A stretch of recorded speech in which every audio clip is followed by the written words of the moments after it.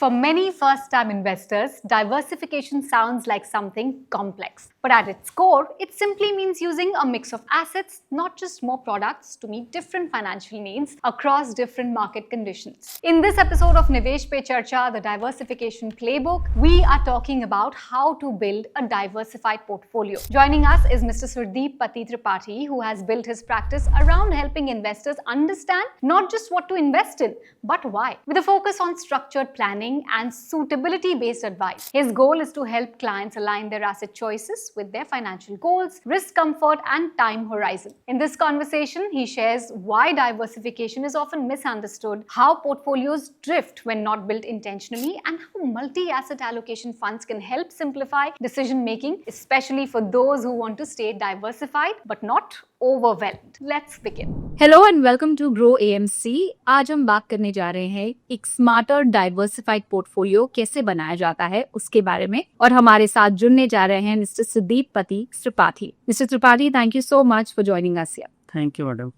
तो ये जो डाइवर्सिफिकेशन का कॉन्सेप्ट है, how do you explain this idea एक फर्स्ट टाइम या एक नए इन्वेस्टर को? देखिए, एक जो नया इन्वेस्टर है वो उतना हर चीज को, इन्वेस्टमेंट को समझ नहीं पाता है, तो हम उसको ये बताते हैं कि आप डिफरेंट एसेट क्लास में लगाइए, एंड डिफरेंट एसेट क्लास के अपने अलग अलग जो फायदे होते हैं वो होते हैं। डेट है, गोल्ड है, सिल्वर है, रीट है, डिफरेंट क्लास ऑफ इन्वेस्टमेंट हैं। तो हम उनको सजेस्ट करते हैं कि उनकी रिस्क एपेटाइट क्या है, उस हिसाब से उनको कहाँ जाना चाहिए, उनका गोल क्या है, कितना पैसा चाहिए, उनकी उम्र क्या है। इन सारी चीजों को देखते हुए हम उनको बताते हैं कि आप यहाँ इस तरह से इन्वेस्ट कीजिए। उनको बता देते हैं कि ये चीज है, अगर यदि आप इक्विटी में जाएंगे तो निफ्टी का रिटर्न डिफरेंट होराइजन्स में डिफरेंट है, ऐसे है। तो ऐसे वो कहते हैं, तो हम उनको उस हिसाब से हाइब्रिड फंड, इक्विटी फंड या वट एवर हिज नीड, हम उनको उस तरह से सजेस्ट करते हैं।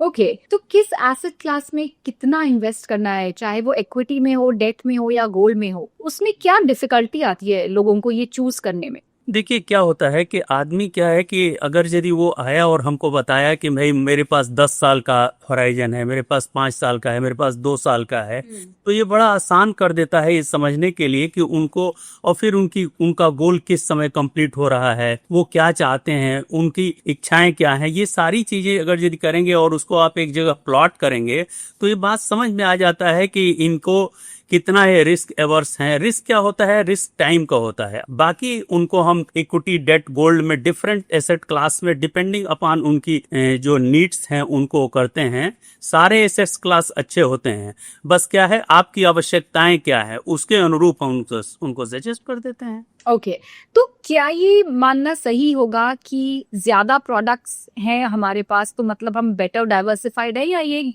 कॉमन मिस्टेक है? देखिए, ये बहुत बड़ा मिस्टेक जो नॉर्मली लोग करते हैं। क्या होता है कि अगर यदि आप मान लीजिए कि मान लीजिए कि आप मल्टी एसेट क्लास में ही इन्वेस्ट कर रहे हैं, तो आप एक ही जगह, एक मल्टी क्लास में ही डिफरेंट जगह कर रहे हैं, और वो सारे लोग एक ही तरह की चीजों में इन्वेस्ट कर रहे हैं, तो उससे बड़ा आदमी को, एक तो आप पोर्टफोलियो बार बार रिव्यू नहीं कर सकते हैं, तमाम ज्यादा चीज हो जाएगा। मतलब इससे क्या होता है कि ओवर डाइवर्सिफिकेशन जो होता है ना, ये पोर्टफोलियो के एक तरह से करिए पोटेंशियल जो रिटर्न है, इसको एक तरह से वो डाइल्यूट कर देता है। इसलिए ओवर डाइवर्सिफिकेशन बहुत अच्छा नहीं है। आदमी को लिमिटेड डाइवर्सिफिकेशन रखना चाहिए। तो जब ऐसा होता है कि इन्वेस्टर्स जो हैं वो ऐसे पोर्टफोलियो उनका बन गया है जो उनके रिस्क से ना मैच कर रहा है, ना उनके गोल्स के साथ मैच कर रहा है, इसके मेन रीजंस क्या है for investors to end up like that? देखिए, उसका मेन रीजन ये है कि पहले तो वो अपने गोल को प्रॉपरली डिस्कस करके अगर बनाए। एडवाइजर का भी उसमें रोल होता है।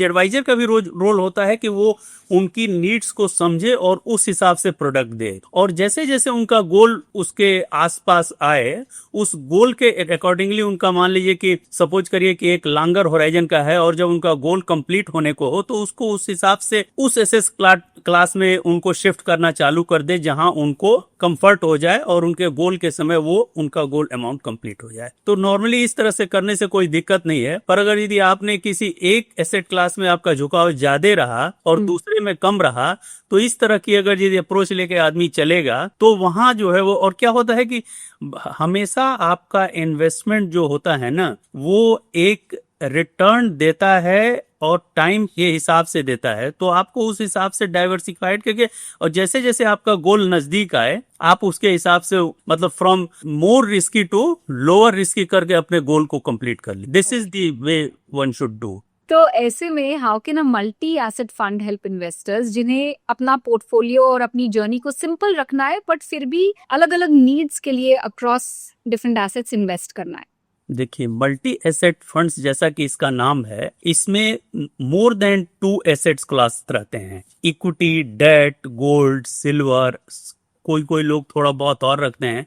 तो इसमें बड़ा सिंपल है. देखिए क्या होता है कि आपने मान लीजिए कि गोल्ड रखा है, इक्विटी रखा है, डेट रखा है और उसका प्रोपोर्शन तय कर दिया है, तो कभी हर समय बराबर सारे एसेट क्लास एक तरह से नहीं चलते हैं. तो एक एसेट क्लास अगर ये बढ़ गया तो हम उसको ट्रिम करके दूसरे एसेट क्लास में ले जाते हैं, दूसरा बढ़ गया तो उसको ट्रिम करके दूसरे तरफ ले जाते हैं. तो इस तरह से ये ऐसा करते हैं. इस तरह से करने से क्या होता है कि रिटर्न ऑप्टिमाइज होता रहता है. मान लीजिए कि इक्विटी है, इक्विटी काफी बढ़ गई, उसको ट्रिम किया, दूसरी तरफ ले गए.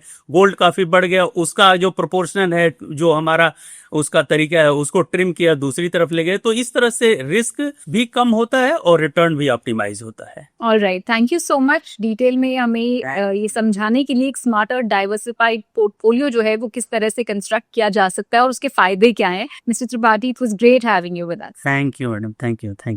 As Mr. Surdeep Pati Tripathi explained, true diversification doesn't come from adding more. It comes from choosing the right mix. Equity, debt, gold, each play a different role. And without a clear plan, portfolios can become more about products than purpose. That's where the Grow Multi-Asset Allocation Fund comes in. This fund seeks to invest across equity, debt, and commodities like gold and silver within a single structure. It aims to offer a diversified approach that keeps things simple for investors while covering multiple asset needs. The NFO is open from 10th to 24th September. Please consult your financial advisor before investing and read all scheme-related documents carefully, because diversification works best when it's designed to match your goals, not just your expectations.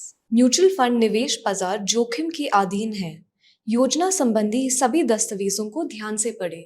Mutual fund investments are subject to market risks. Read all scheme related documents carefully.